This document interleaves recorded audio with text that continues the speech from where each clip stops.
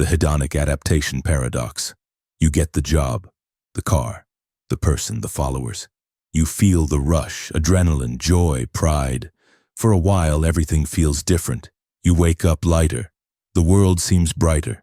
But then something strange happens. The feeling fades. What once thrilled you becomes ordinary. The thing that once made you happy now just is. This is the hedonic adaptation paradox. The more we chase happiness through external success, the faster it slips away. Psychologists Philip Brickman and Donald Campbell studied this phenomenon and found something startling. Whether you win the lottery or suffer a life-altering injury, your happiness eventually returns to a personal baseline. The millionaire and the paraplegic over time report similar levels of life satisfaction. It's not that the highs and lows don't matter, but they don't last. Your mind, like a thermostat, adjusts. You return to your emotional default. This challenges one of the deepest myths in modern culture, that happiness lies on the other side of achievement. Get more, be more, win more, and then you'll feel whole. But hedonic adaptation shows the opposite. The more you get, the less impact each success has. The brain normalizes the new. The pleasure becomes background noise. The goalposts move. And so, we enter the treadmill. You run faster, hoping the next promotion, relationship, or trip will finally make you feel fulfilled. But the treadmill doesn't stop. It just keeps speeding up. And no matter how much you achieve, it never feels like enough. The paradox here isn't that pleasure is bad. It's that chasing it directly often leads to emptiness. People who center their lives around joy often find disappointment. But those who focus on meaning, connection, and presence often stumble upon joy without even trying. Mindfulness teaches us this too.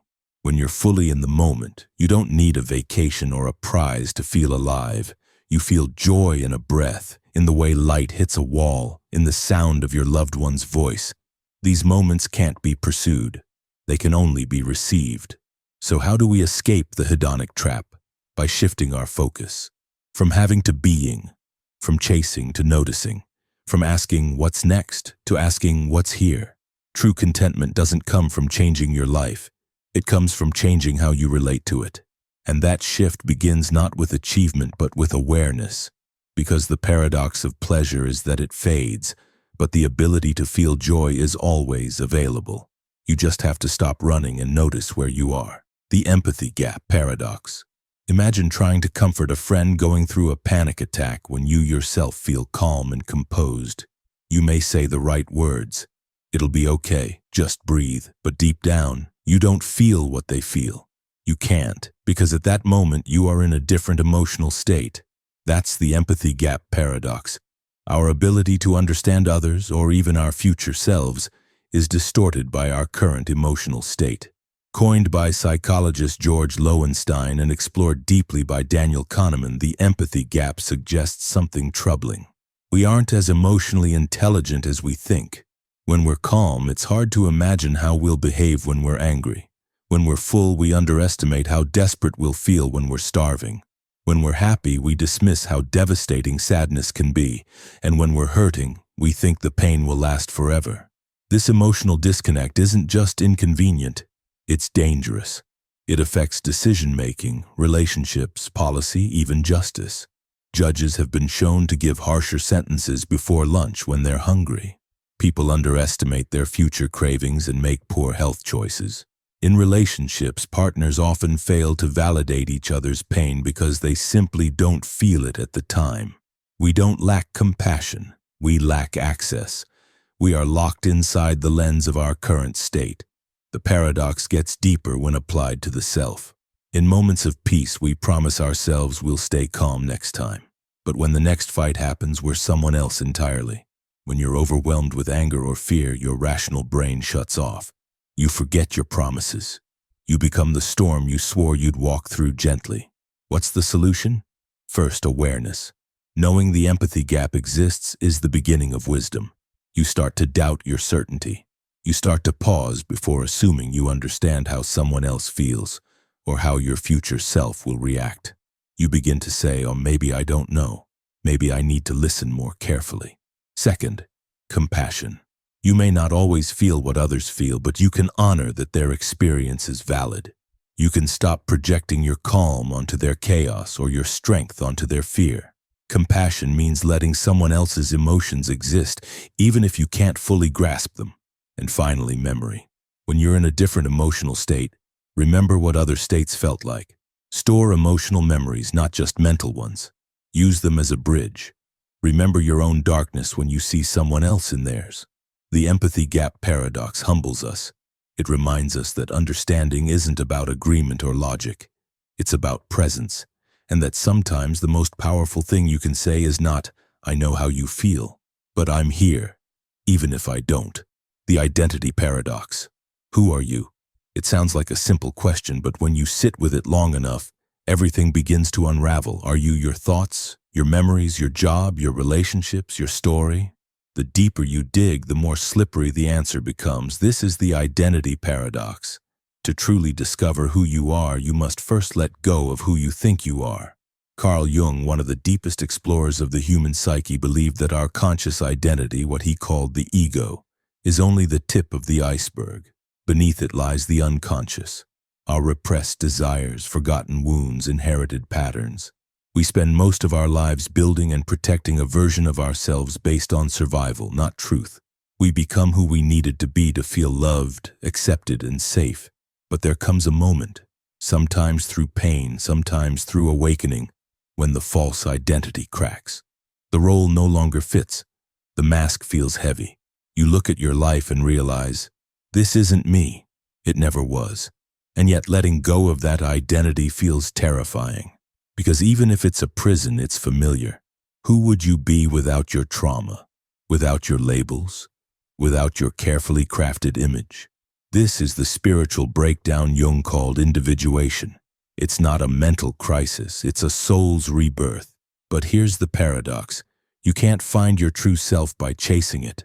You find it by surrendering, by unlearning, by stepping into the terrifying space of not knowing.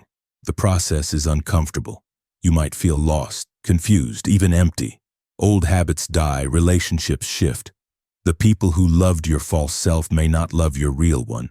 But slowly, something begins to emerge. Not a new self, but the self that was buried beneath all along. You begin to act not from expectation, but from intuition. You say no when you mean no. You stop performing. You start living. You don't need to declare who you are anymore, you simply are. The identity paradox teaches us that we aren't here to become someone in the traditional sense. We're here to remember, and that remembering requires forgetting. It requires loss. It requires courage, because sometimes the most powerful version of you is hiding behind the story you're afraid to let go of. So ask again, who are you? And let silence answer. The dodo bird verdict. Imagine a courtroom where every therapy stands trial. CBT, psychoanalysis, EMDR, hypnotherapy, mindfulness, even New Age spiritual healing. The surprising verdict, they're all equally effective. This strange conclusion is called the dodo bird verdict, and it's one of the most controversial ideas in modern psychology. Coined by Saul Rosenzweig in 1936, the term comes from Alice in Wonderland, where the dodo bird says, "Everybody is one, and all must have prizes." Rosenzweig applied this metaphor to psychotherapy after reviewing studies that compared different types of treatments. His conclusion, there's no clear evidence that any one form of therapy is consistently more effective than another. That sounds impossible, especially in a world where each therapist swears by their method, where books and institutions are built around one model over another. But research kept pointing to the same unsettling truth. What seems to matter most isn't the technique, but the relationship between therapist and client. The warmth, the trust, the belief in healing. In other words, it's not how you heal, it's who you heal with. This throws the entire field of therapy into question. Are we spending decades perfecting modalities while ignoring the human connection that makes them work? Is the therapist's empathy, presence, and intuition more important than their toolbox? The dodo bird verdict doesn't say techniques don't matter at all. They do in context. For some issues like phobias or PTSD, certain therapies have advantages. But overall, across general distress, the biggest predictor of success remains the therapeutic alliance, the emotional bond and shared trust between two people in a healing space. And that's the paradox. We want healing to be technical, scientific, predictable. We want formulas. But healing is personal, it's relational. It's about two nervous systems learning how to co-regulate. About someone finally feeling safe enough to speak, cry, remember, or simply exist without judgment. This paradox also echoes a broader truth beyond therapy. In life, what heals us is rarely what we do, it's who we do it with. The friend who listens, the partner who sees us, the mentor who believes in us. Maybe the real medicine is love disguised as psychology. So maybe the dodo bird was right after all. Not because every therapy is the same, but because every human soul is asking for the same thing, to be seen, heard, and held. And sometimes that's enough to begin again. The self-absorption paradox. You'd think the more you reflect, the more self-aware you become and the more mentally healthy you feel. But reality isn't that simple. The self-absorption paradox reveals a strange contradiction. The people who are most introspective also tend to suffer more from anxiety, depression, and emotional turbulence. How can self-awareness be both a gift and a curse? Psychologists have studied this for decades. The findings suggest that it's not whether you reflect, but how you reflect. There's a fine line between healthy introspection and destructive rumination, between asking, "What does this say about me?" and spiraling into, "What's wrong with me?" At its best, self-awareness leads to insight. You understand your patterns, your triggers, your values. You make better choices, but at its worst, introspection becomes a trap. You overanalyze every decision, replay every mistake, obsess over how you're perceived. Your mind turns into a hall of mirrors, each one reflecting a more distorted version of you. The paradox lies in the nature of thought itself. The mind is a beautiful tool, but it doesn't always know when to stop. It turns inward for answers, and when it doesn't find clarity, it digs deeper. This can create the illusion of progress, when in fact you're just exhausting yourself. Reflection becomes obsession. Awareness becomes paralysis. This is especially common among highly intelligent, emotionally sensitive people. They feel everything deeply and think about it even more. They want to understand themselves, but sometimes forget that not every question has an answer. Not every emotion needs a label. Some things just need to be felt and released. So what's the way out of the self-absorption trap? Balance. You learn to ask, am I thinking with curiosity or with judgment? You learn to turn inward but not live there. You develop practices that bring you back to the present moment.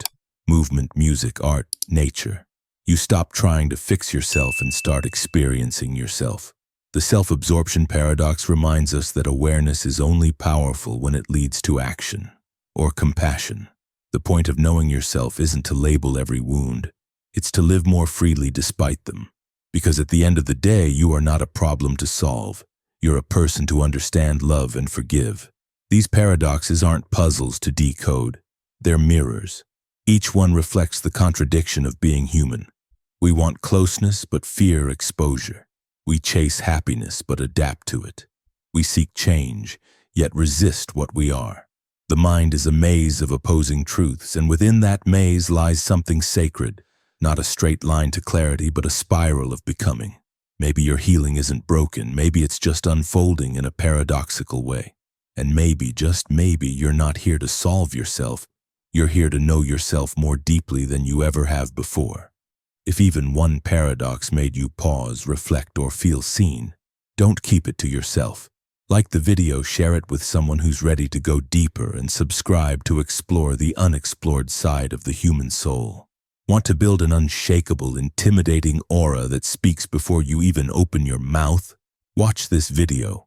Or if you're ready to understand how power really works, how it hides, manipulates, and transforms, tap into the 48 Laws of Power now.